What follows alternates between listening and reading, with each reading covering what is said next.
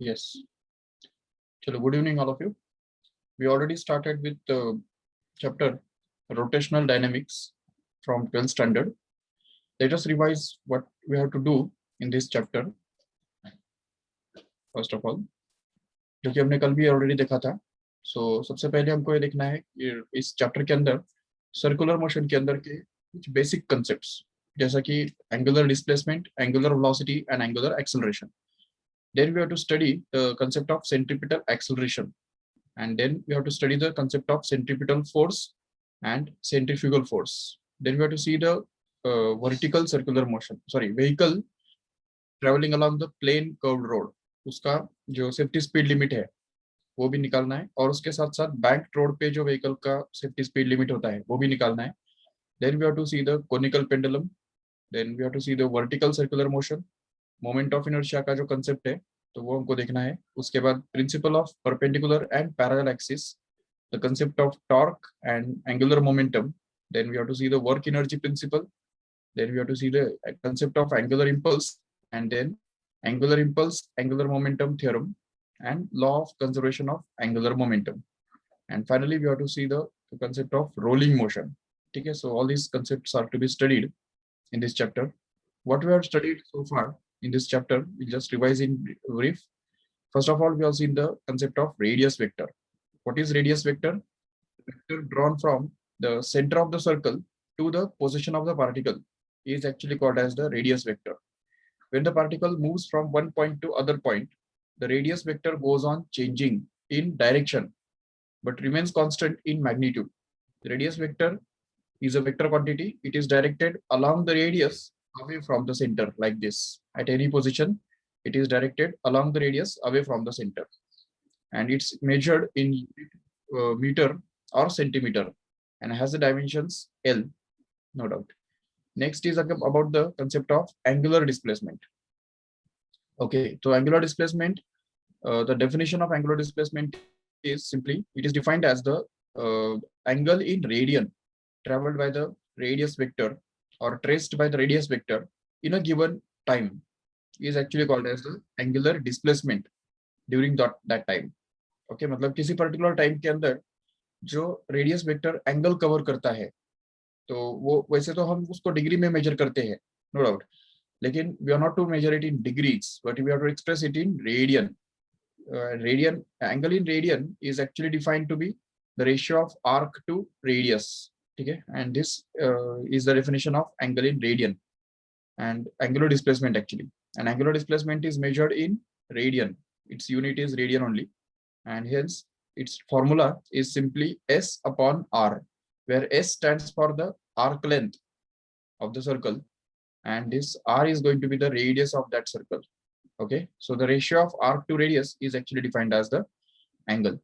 Then we can just define the concept of angular velocity here.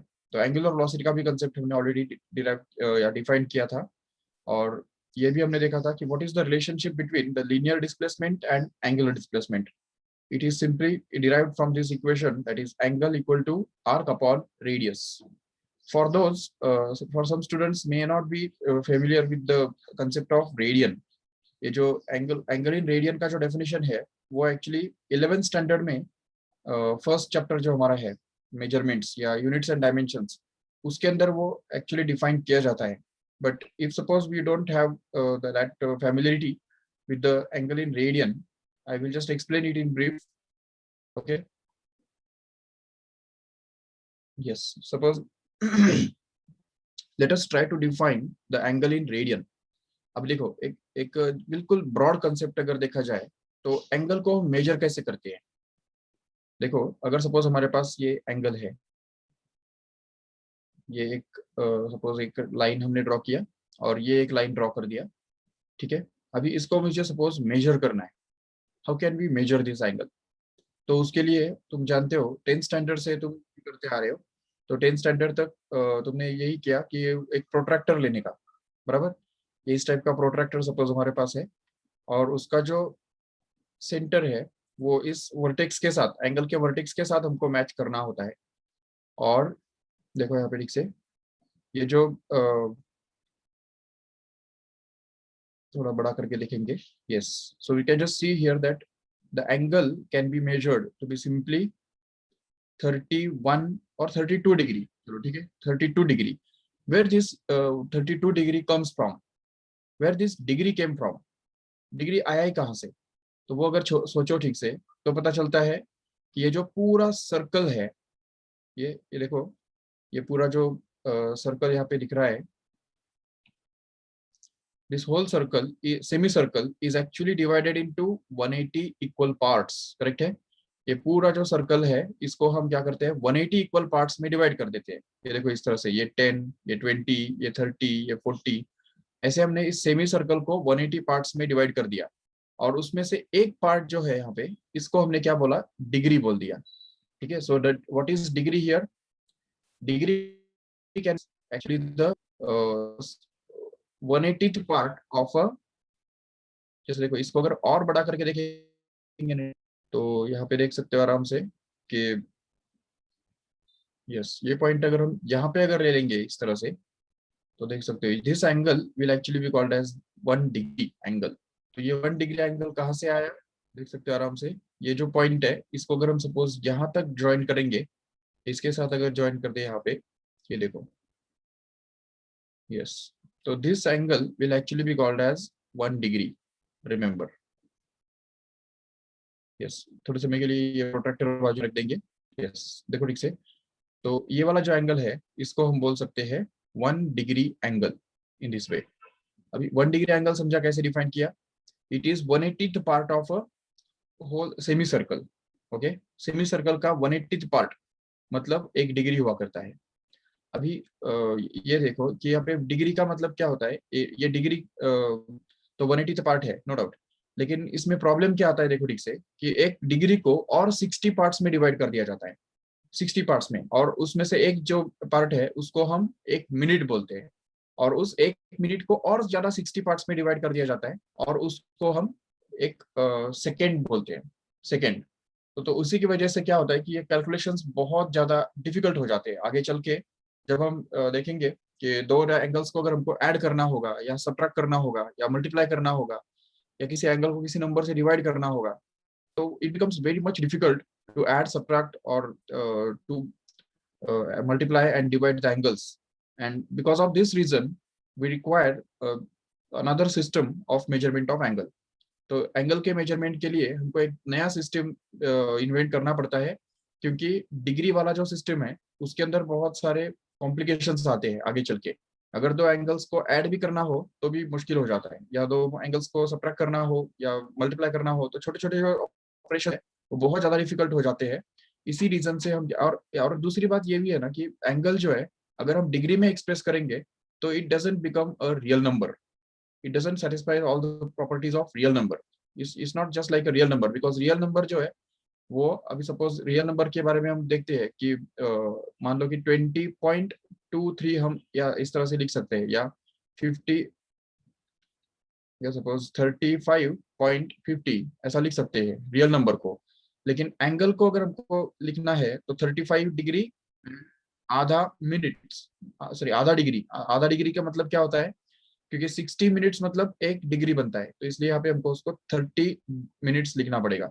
35 degree and 30 minutes, इस तरह से हमको express करना पड़ेगा उसको, अगर डिग्री मिनट्स में एक्सप्रेस करना है तो. So this is not going to be a real number, and that's why in order to make it real number what we do is, see we, और दूसरी बात ये भी तो है ना कि एंगल मेजर करने के लिए हमको हमेशा ये प्रोट्रैक्टर लेके जाना पड़ेगा. बिगर प्रोट्रैक्टर के हम एंगल मेजर कर ही नहीं पाएंगे. तो यह दोनों बातें छूटने के लिए हम क्या करते हैं, एंगल को मेजर करने के लिए एक कंप्लीट नया सिस्टम इन्वेंट करते हैं जो कि एंगल इन रेडियन कहलाता है. अभी देखो यहाँ पे ठीक से, सपोज एंगल इन रेडियन कैसे मेजर किया जाता है. Suppose there is a circle. ये सपोज मान लो एक सर्कल है हमारे पास, और इस सर्कल का अगर एक पार्ट हम इस तरह से अगर ड्रॉ करते हैं, ये हो गया हमारा सर्कल का एक पार्ट. ठीक है, तो ये आर्क लेंथ तो हम मेजर कर सकते हैं आराम से. If you just want to find out this arc length in meter, it may be that the arc length is going to be suppose 4 centimeter. Suppose ये 4 centimeter है, और मान लो कि इस सर्कल का जो रेडियस है, अभी पूरा सर्कल को तो हमको नहीं दिख रहा है यहाँ पे, but there may be the full circle also. We can just draw it here. अगर सपोज हम ये पूरा सर्कल ड्रॉ करना चाहते हैं तो वो भी कर सकते हैं आराम से। ये देखो सपोज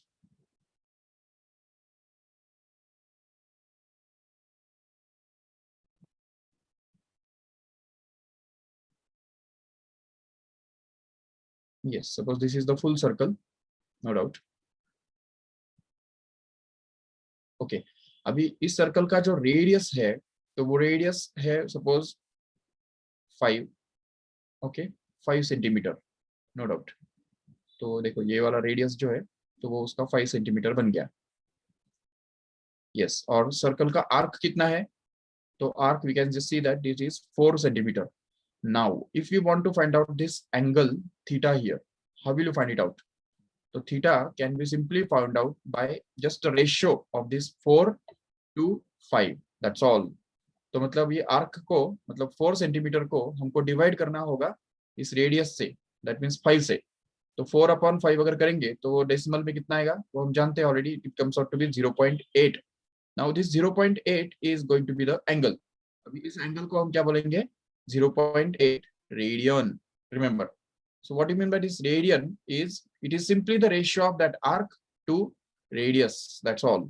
और इसका एक फायदा ये है, देखो अगर सपोज ये यही एंगल जो है वो अगर हम सपोज दूसरी तरफ से मेजर करते हैं, मान लो सेम एंगल हम मेजर करना है हमको, लेकिन अगर सपोज हम इसको एक बड़े सर्कल का एक पार्ट के जैसा अगर ट्रीट करते हैं, suppose this is a bigger circle and suppose we just treat it as a part of that circle and suppose yes, ये इस टाइप का हमने सर्कल यहाँ पे ड्रॉ कर दिया। Okay,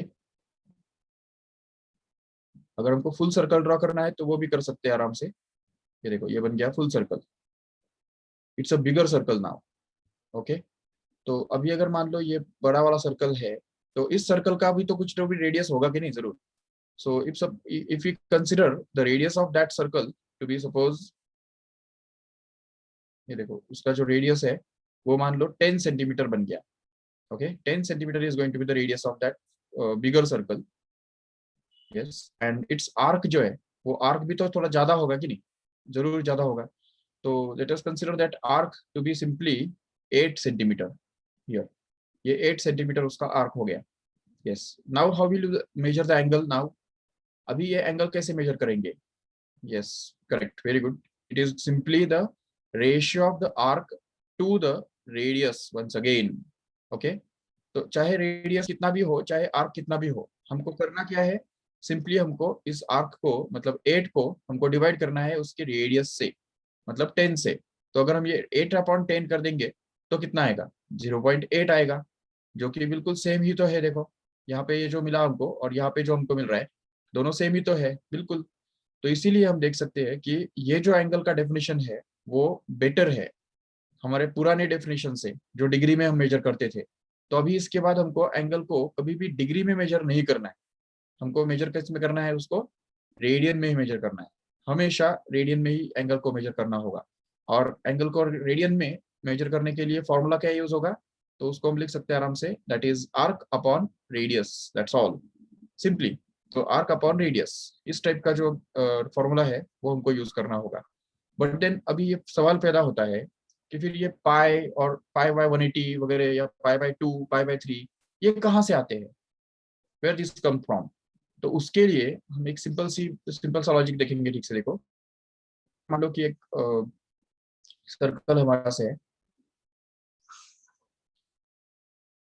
okay, suppose this is a circle, yes, and suppose we have angle here। एक angle हम यहाँ पे ड्रॉ करते हैं। चलो पहले तो हम क्या करेंगे कि मान लो कि ये पूरा जो सर्कल है, इस सर्कल का पूरा एंगल मेजर करेंगे। Can you measure full angle of this circle? How much it will be? See here, suppose ये प्रोट्रैक्टर मैंने यहाँ पे रख दिया सेंटर पे, और सपोज ये यहाँ से मैंने स्टार्ट किया एंगल मेजर करना स्टार्ट किया, और मैं पूरा एंगल मेजर करता हूँ। ये 90 बन गया, ये 180 बन गया, ये 270 बन सकता है, ये 360 बन गया। So this is the angle of the circle, we can say the angle of the full circle is going to be 360 degree. ये हमको पता है ऑलरेडी, चलो ठीक है। बट ये 360 डिग्री का जो एंगल है, 360 डिग्री का एंगल, तो वो निकालेंगे कैसे, रेडियन में कैसे निकालेंगे? तो रेडियन में निकालने के लिए क्या करना पड़ेगा? तो उसके लिए हमको ये पूरा जो सरकमफ्रेंस है, नहीं, ये पूरा सरकमफ्रेंस यहाँ से लेके ये यहाँ तक, ये पूरा सरकमफ्रेंस हमको यहाँ पे मेजर करना पड़ेगा और उसको न्यूमरेटर में रखना पड़ेगा, क्योंकि हमारा एंगल का डेफिनेशन क्या है? Theta is to arc upon radius.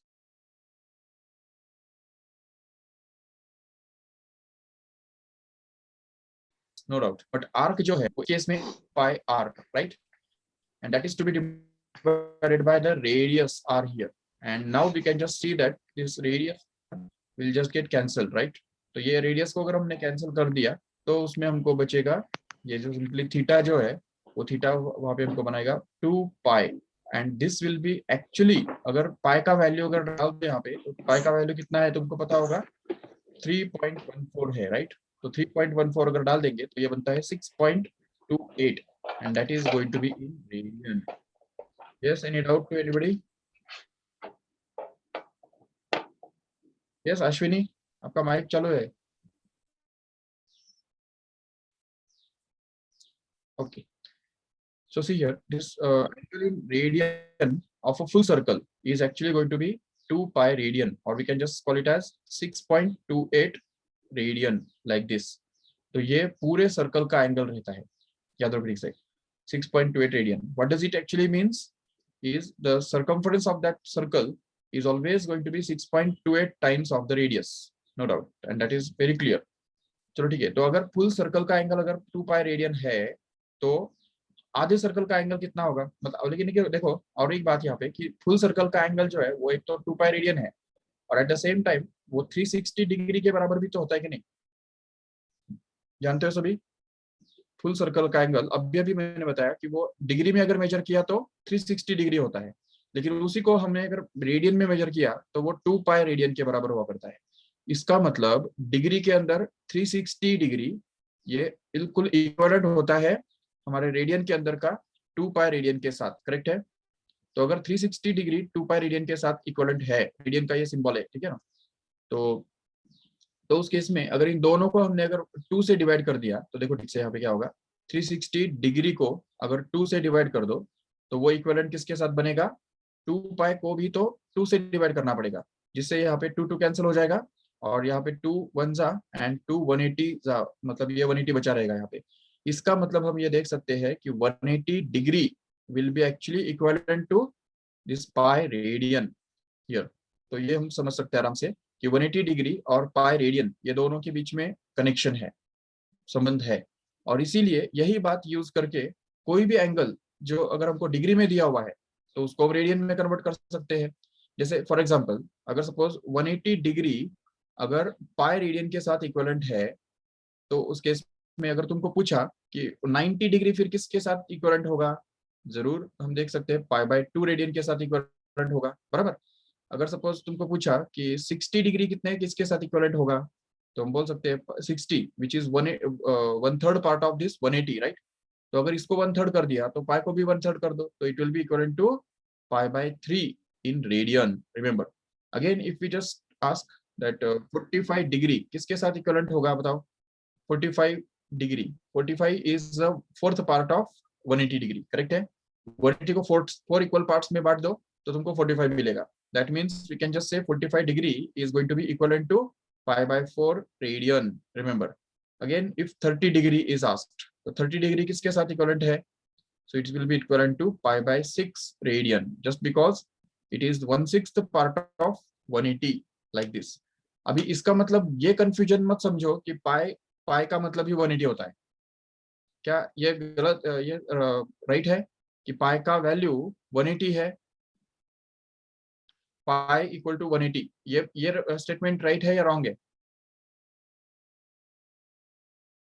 अगर ये स्टेटमेंट राइट है तो फिर पाई इक्वल टू 3.14 ये स्टेटमेंट तो रॉन्ग हो जाएगा।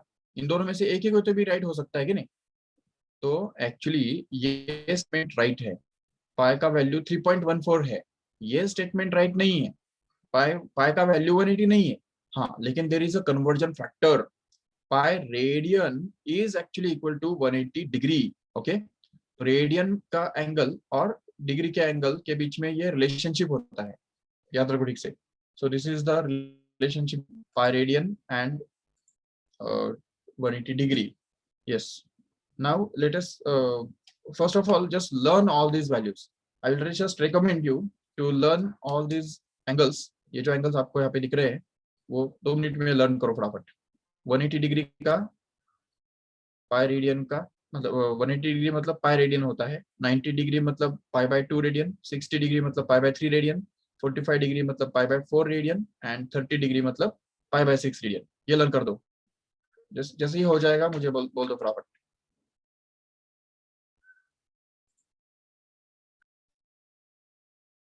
यस.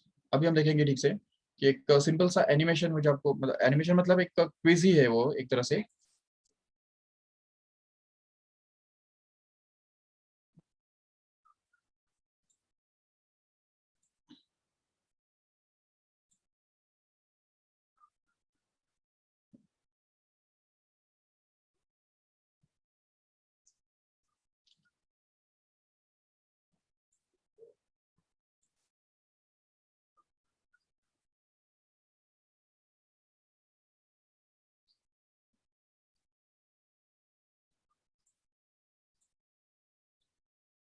यस. सपोज अभी 1 मिनट में मुझे फटाफट कन्वर्जन करके बताओ. ठीक है. देखो अगर तुमको पूछा कि 210 डिग्री मतलब कितना रेडियन, जल्दी बताओ. Put it in the chat box. 210 degree, how will you convert this? तो उसके लिए या तो तुमको ये सोचना पड़ेगा कि 210 जो है तो उसको हम पाई के फॉर्म में कैसे एक्सप्रेस कर सकते हैं. ये बात हमको यूज करनी है कि 180 डिग्री जो होता है वो एक्चुअली पाई रेडियन के बराबर हुआ करता है. तो इसलिए एक डिग्री जो है वो यहाँ पे पाई बाय 180 डिग्री के सॉरी रेडियन के बराबर होगा जरूर. और इसीलिए इस वन डिग्री का वैल्यू अगर हम यहाँ पे डाल देंगे तो उससे हमको 210 डिग्री का भी वैल्यू मिल जाएगा. देखो कैसे. 210 degree can be written as 210 into 1 degree. इतना तो समझ सकते हो आराम से.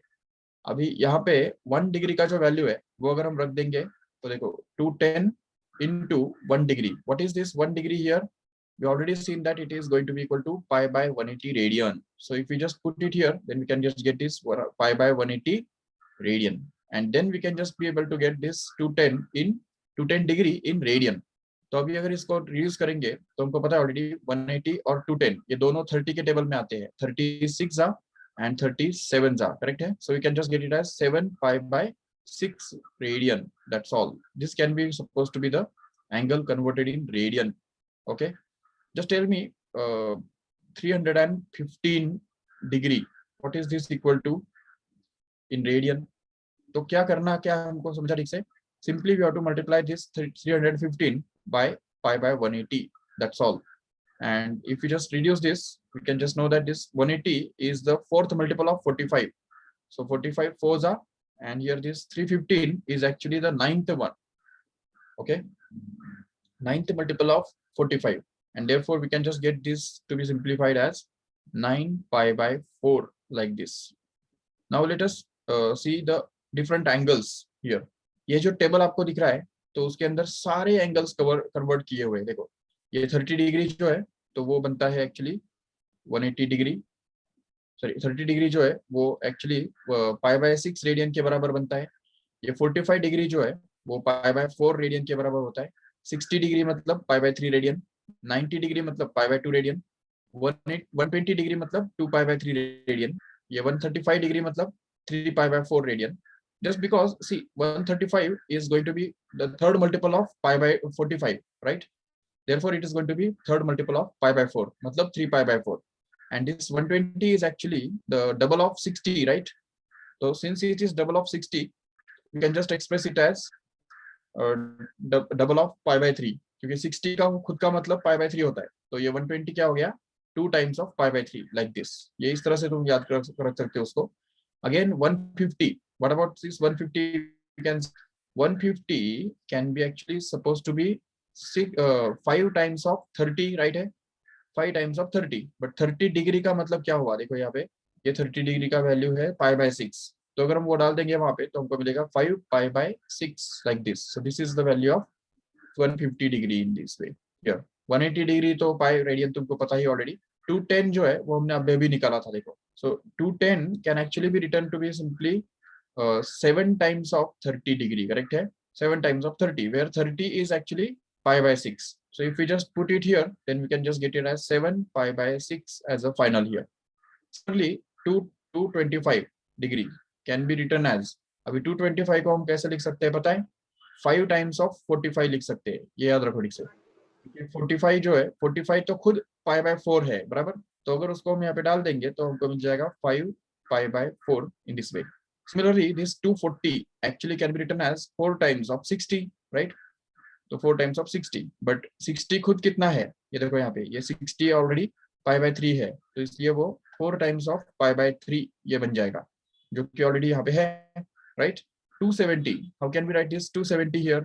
270 can be written as 3 times of 90, बराबर, 3 टाइम्स ऑफ 90।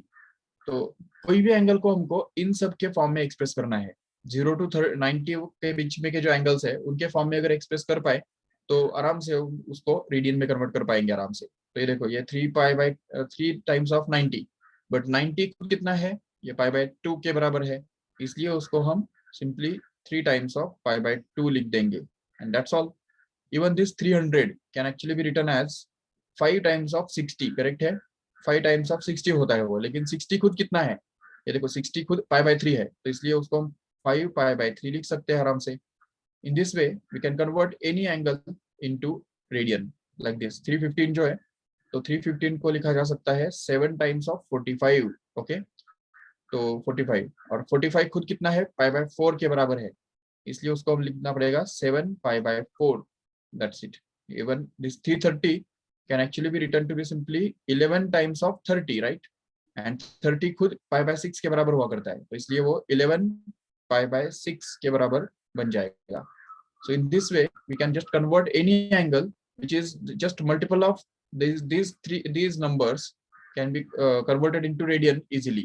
And radian का डिग्री में कन्वर्ट करना तो कोई बड़ी बात है ही नहीं, क्योंकि अगर इसको डिग्री में अगर हमको कन्वर्ट करना है वापस, तो 11 पाई बाय 6, तो इसमें से हमको क्या करना है, पाई रेडियन को हटा के 180 डिग्री डाल देना है। तो यहाँ पे अगर हम 180 डिग्री डाल देंगे पाई रेडियन के बदले, तो इसको रिड्यूस करके ये 30 से कट जाएगा, और यहाँ पे हमको मिलेगा 1130 जो कि 330।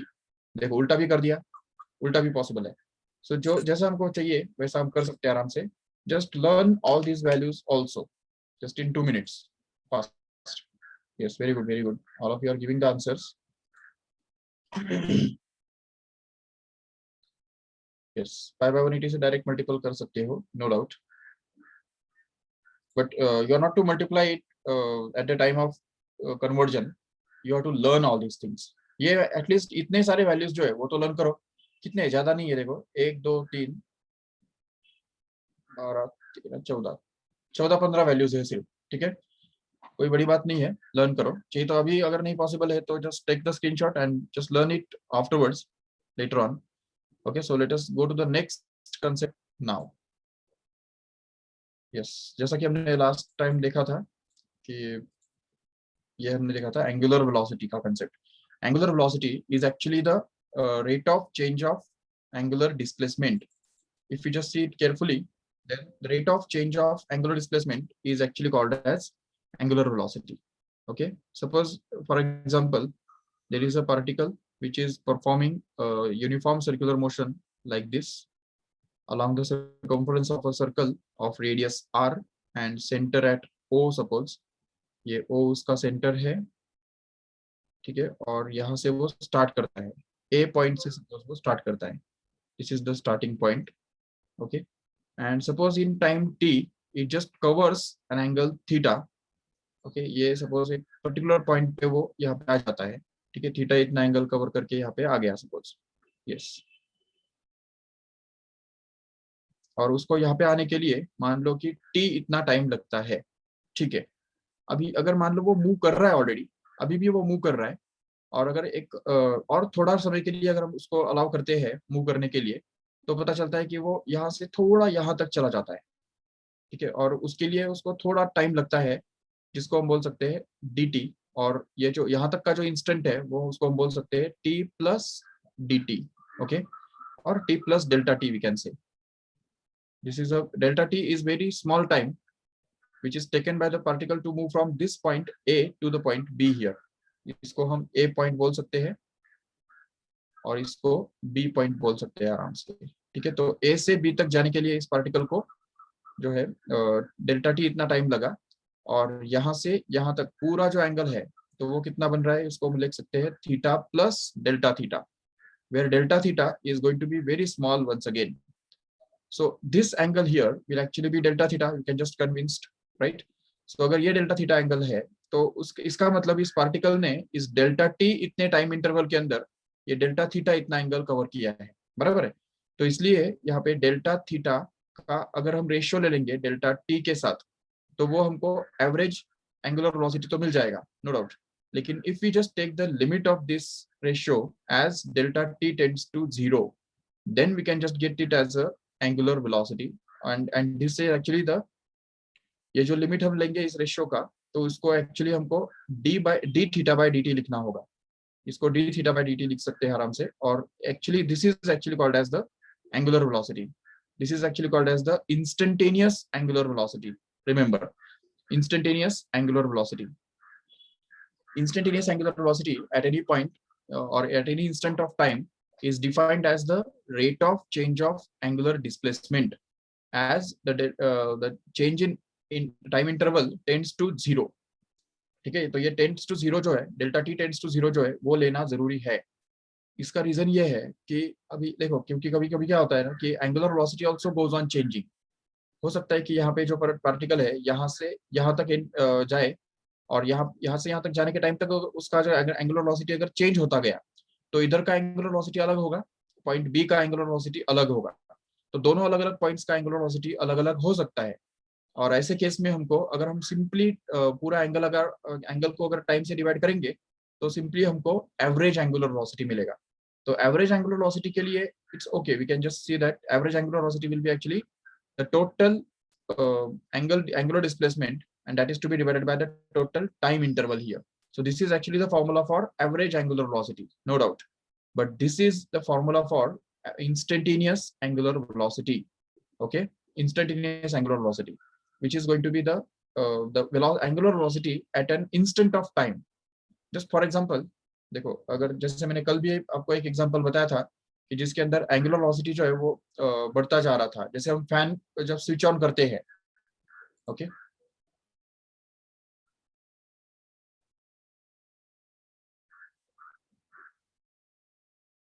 हाँ, अरे yes yes yes yes, radian का अगर डिग्री में कन्वर्ट करना है तो 180 बाय पाई से मल्टीप्लाई करेंगे तो चल जाएगा, बिल्कुल यस करेक्ट है। ओके चलो ठीक है।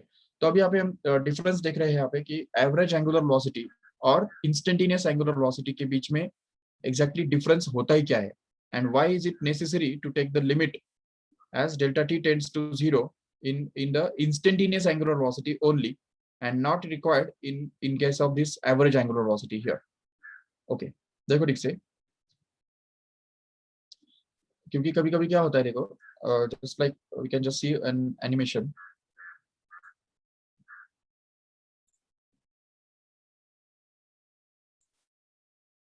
Yes, suppose this is the particle P, and this is O is the center of the circle, and suppose that the particle P just starts moving from this point, okay, but in the first instant it just covers a very small angle, okay, but then again afterwards it goes on increasing its speed, and it's now covering more and more angles like this.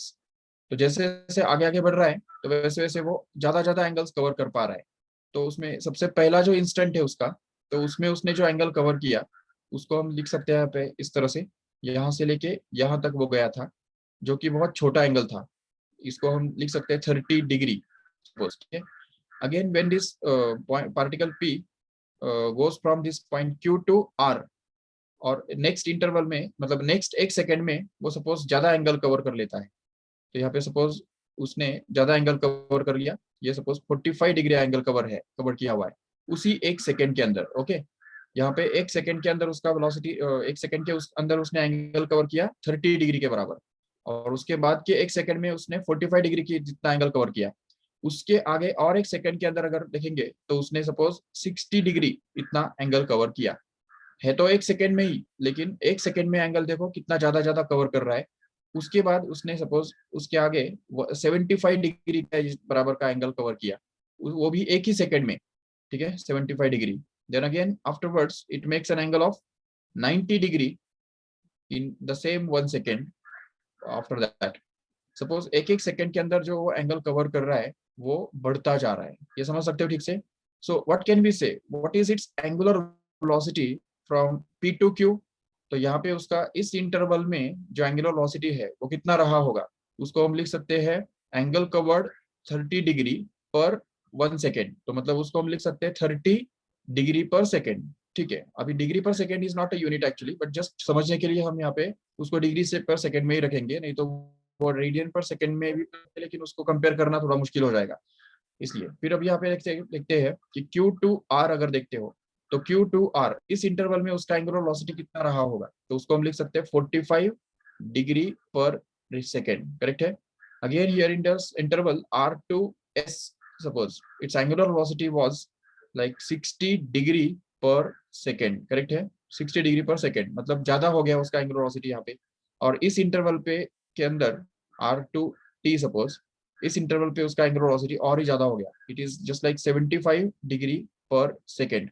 Again here it is going to be 90 degree per second. That means we can just clearly see that angular velocity is actually going to increase and it is different at different instants. So what will be the angular velocity at this point, how will you find out? What is the angular velocity at this point, how will you find out? Or what is the angular velocity at this point here? No doubt it will be between these two values, like just like अभी देखो यहाँ पे अगर ये P Q interval पे अगर उसका average angular velocity अगर 30 डिग्री पर सेकंड है तो पी पे उसका एंगुलर वेलोसिटी कुछ 30 डिग्री से कम रहा होगा, और क्यू पे उसका जो एंगुलर वेलोसिटी है वो 30 डिग्री से ज्यादा रहा होगा जरूर, और 45 डिग्री से तो कम डिग्री पर सेकंड से कम रहा होगा। बिल्कुल हो सकता है कि यहाँ पे क्यू पे उसका एंगुलर वेलोसिटी कुछ लाइक 38 रहा हो, या हो सकता है 40 रहा हो, या ये भी हो सकता है 42 रहा हो। We don't know. How will you exactly find out the angular velocity at any instant of time or any particular point of space here? तो किसी भी एक पर्टिकुलर इंस्टेंट पे अगर हमको एंगुलर वेलोसिटी निकालना है तो उसके लिए क्या करना होगा, इसी के लिए हमने यहाँ पे बताया कि देखो ठीक से, what we'll have to do is, yes, suppose we just restart this particle here. Suppose यहाँ से ये पार्टिकल रिस्टार्ट करता है, ओके, एंड रिस्टार्ट करने के बाद समझो एक पर्टिकुलर टाइम इंस्टेंट के बाद यहाँ पे आगे आ जाता है, ठीक है, यहाँ पे आ गया। अभी उसको हम क्या करेंगे, उस समय तक के लिए जितना उसको टाइम लगा वो टाइम हम मेजर करके लेंगे, वहां से ही हमारा टाइम सपोज स्टार्ट होगा। और अभी इसके बाद इस पॉइंट के बाद एक छोटा इंटरवल करने के लिए उसको मतलब छोटा एक ये जो एंगल है इतना एंगल कवर करने के लिए कितना टाइम लगता है वो हम मेजर करेंगे, और वो बहुत छोटा टाइम रहेगा और वो एंगल भी बहुत छोटा रहेगा। इस एंगल को हम डिनोट कर सकते हैं डेल्टा थीटा, और यहाँ से लेके यहाँ तक जो आने के लिए उसको टाइम लगता है तो वो भी छोटा रहेगा, उसको हम डिनोट कर सकते हैं delta T. So this ratio of delta theta upon delta T can be supposed to be the average angular velocity over this interval, but again it is the angular velocity at interval only, it is average only. If you want to make it instantaneous, if you just want to find out the angular velocity at point P here exactly, तो इस point P पे उसका angular velocity निकालने के लिए हमको क्या करना होगा, इस पार्टिकल को ज्यादा मूव करने के लिए नहीं अलाउ करना होगा। सपोज ये पार्टिकल को हम अगर यहाँ पे लाते हैं, लेकिन यहाँ से थोड़ा और थोड़ा कम अगर उसको मूव करने के लिए अलाउ करते हैं, तो उस केस में क्या होगा, देखो कि एंगल जो है वो थोड़ा सा कम होगा जरूर, और ये डेल्टा टी भी थोड़ा कम होगा। सो डेल्टा टी जैसे ही कम हो गया तो एंगल भी कम हो गया। तो ऐसे केस में इसका मतलब हम यहाँ पे क्या कर रहे हैं कि डेल्टा टी को कम कम कम करते जा रहे हैं। जितना हम डेल्टा टी को कम करेंगे उतना ये एंगल भी कम होगा, और ये जो रेशियो है ये रेशियो एक्चुअली बढ़ता जाएगा, मतलब ये रेशियो जो है वो और ज्यादा ज्यादा एक्यूरेट बनता जाएगा। and if we just take the limit of this ratio as delta t tends to 0, then we can just get the exact angular velocity at that instant of time, which is obtained by the process of derivative, which is already introduced to you in the 11th standard in chapter mathematical tools. तो ये mathematical tools chapter के अंदर जो हमने introduce किया था derivative का concept, तो वही हमको यहाँ पे अप्लाई करना पड़ेगा. Limit of ratio of two quantities is actually called as derivative. ठीक है, limit of ratio is actually called as derivative, and this type of derivative we will have to find out, but this is the derivative of angular displacement, that is theta, with respect to time.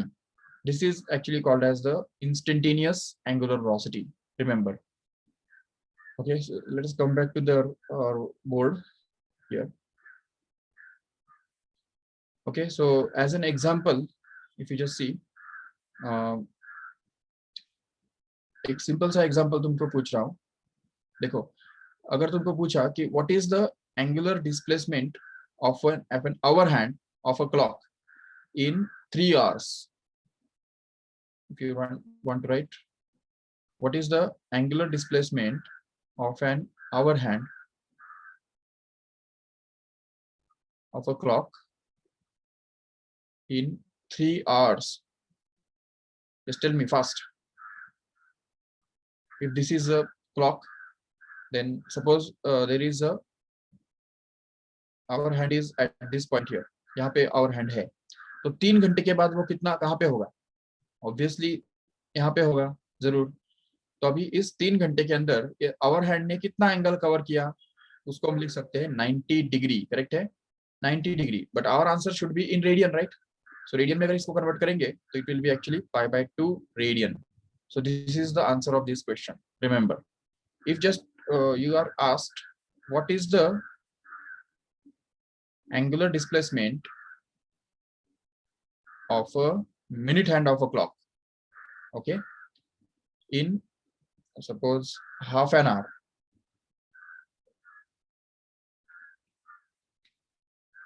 yes, tell me fast. minute hand का जो angular displacement है half an hour में कितना होगा? बिल्कुल. अब देखो, suppose minute hand is at this point here. Okay,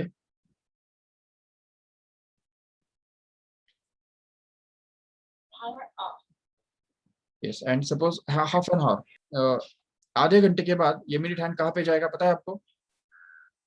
minute hand अगर देखा है क्लॉक का तो चेक करो एक बार ठीक से. No Aditya, π/6 is wrong answer. Pi radian, correct, very good Kashish. Pi radian will be the correct answer actually, just because see here half an hour के अंदर क्या होता है, ये जो मिनट हैंड है, मिनट हैंड की बात चल रही है, आवर हैंड की नहीं. शायद अथर्व तुमने आवर हैंड कंसिडर कर लिया, इसलिए π/6 आंसर आ रहा है. देखो, minute hand will just cover a semi circle completely and it will just completely turn upside down like this. तो ये पूरी तरह से वो 180 डिग्री का एंगल कवर कर लेगा आधे घंटे के अंदर. और 180 डिग्री का एंगल मतलब ही कितना होता है? पाई रेडियन के बराबर होता है. अभी तो बताया बिल्कुल. तो इसलिए इस तरह से हम इसका एंगुलर डिस्प्लेसमेंट निकाल सकते हैं आराम से, वो भी रेडियन के अंदर. तो ये पाई रेडियन ये उस तरह हो गया. अगर तुमको पूछा what is the angular displacement of a second hand of a clock in suppose 1 minute, तो क्या कहेंगे? सेकेंड हैंड का एंगुलर डिस्प्लेसमेंट 1 मिनट में कितना होता है? जल्दी पुट करो चैट बॉक्स के अंदर. सेकेंड हैंड जब घूमता है तो 1 मिनट के अंदर, yes, it completes the whole circle. Very good. So therefore पूरा सर्कल वो कंप्लीट करता है, और पूरे सर्कल का एंगल अगर डिग्री में मेजर करो तो 360 डिग्री है. ठीक है, लेकिन अगर हमको उस रेडियन में मेजर करना है तो उसके लिए उसको हमको इसमें कन्वर्ट करना पड़ेगा, रेडियन में कन्वर्ट करना पड़ेगा. और वैसे भी हम जानते हैं 360 degree is equivalent to 2 pi radian actually. So therefore 2 pi radian will be actually the angular displacement of a second hand of a clock in 1 minute, like this. Okay, so from these values can you find out the angular velocity of these 3 hands here? जैसे अगर suppose यहाँ पे ये जो our hand है उसका अगर angular velocity तुमको निकालना है तो वो कैसे निकालेंगे? देखो, हमको एंगुलर डिस्प्लेसमेंट भी उसका पता है और टाइम भी तो पता है. Yes, but only the difference is that we have to convert this time in seconds and we will just get the angular velocity easily. Even यहाँ पे भी मिनट हैंड के केस में भी एंगुलर डिस्प्लेसमेंट हमको पता है, जिसको हम थीटा से डिनोट कर सकते हैं, और टाइम भी तो पता है जो ऑलरेडी हाफ एन आवर, तो हाफ एन आवर का मतलब कितना हो गया, वो 30 मिनट्स, और 1 मिनट मतलब 60 सेकेंड्स होता है। तो अगर 30 मिनट्स को 60 सेकेंड में कन्वर्ट करो तो वो 1800 सेकेंड्स बन गया, करेक्ट है, लाइक दिस। इवन यहाँ पे भी हम देख सकते हैं सेकेंड हैंड का भी अगर एंगुलर वेलोसिटी निकालना है तो उसके लिए एंगुलर डिस्प्लेसमेंट तो ऑलरेडी पता है 360 डिग्री और 2 pi radian we can say, and time is already known, time is going to be 1 minute which is already given here. So 1 minute के अंदर उसका मतलब 60 सेकेंड्स हो गया, राइट। तो इसलिए अगर टाइम पता है, एंगुलर डिस्प्लेसमेंट पता है, तो एंगुलर वेलोसिटी का फॉर्मूला क्या है हमारे पास, omega is equal to theta upon t, correct है। तो अगर हम यहाँ पे यूज करेंगे उसको तो हमको मिलेगा थीटा, जो कि 2 पाई रेडियन है यहाँ पे, और उसको अगर हम डिवाइड करेंगे 60 सेकेंड से तो ये बन गया 60 यहाँ पे। तो उसको हम लिख देंगे आराम से, which will be 2 ones are and 2 30s are. So you can just write it as pi by 30, and that is going to be in radian per second. That's all. If you want to convert it into degree per second, you can also do that. So here pi radian के बदले क्या रख दो, ये देखो pi radian के बदले हमको रखना है 180 डिग्री, तो वो बन जाएगा 180 degree, and that is upon 30 and per second, correct, per second. So this will be actually 6 degree per second, that's it. So 6 degree per second, this will actually be the angular velocity of second hand. Do you know this? ये तुमको already पता भी होगा, general knowledge के basis पे भी तुमको पता होगा कि सेकेंड हैंड जो होता है वो 1 सेकेंड में कितना एंगल मूव करता है, पता है, 6 डिग्री मूव करता है। तब जाके वो 5 सेकेंड में 30 डिग्री मूव कर सकता है, तब जाके वो 15 सेकेंड में 90 डिग्री मूव कर सकता है।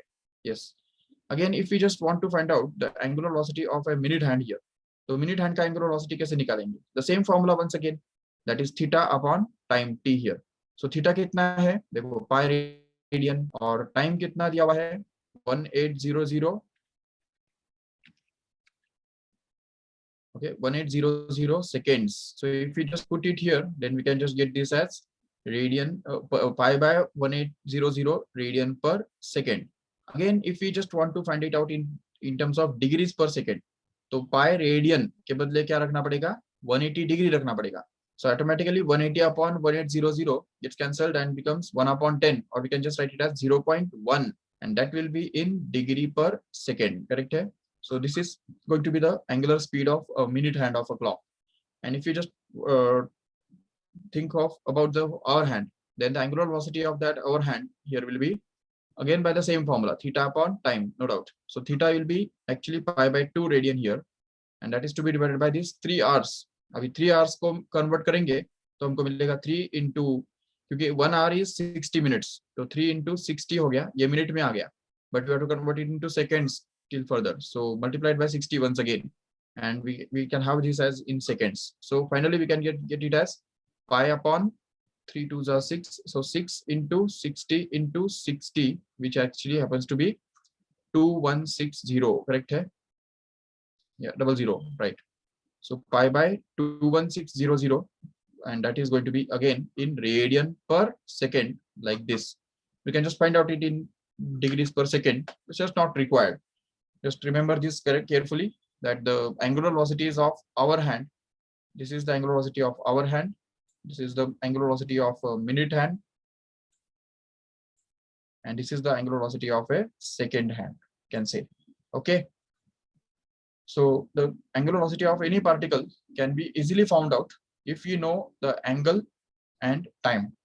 Okay, so this is all about the concept of angular velocity we have just studied today in detail, and also we have studied the concept of angular displacement in detail, and also we have seen the radian measure of an angle. ठीक है, किसी भी angle का radian major जो होता है वो कैसे मेजर करने का, वो हम सब यहाँ पे देखा हमने आज। यस, चलो ठीक है, so let us stop here, thank you all of you, bye bye.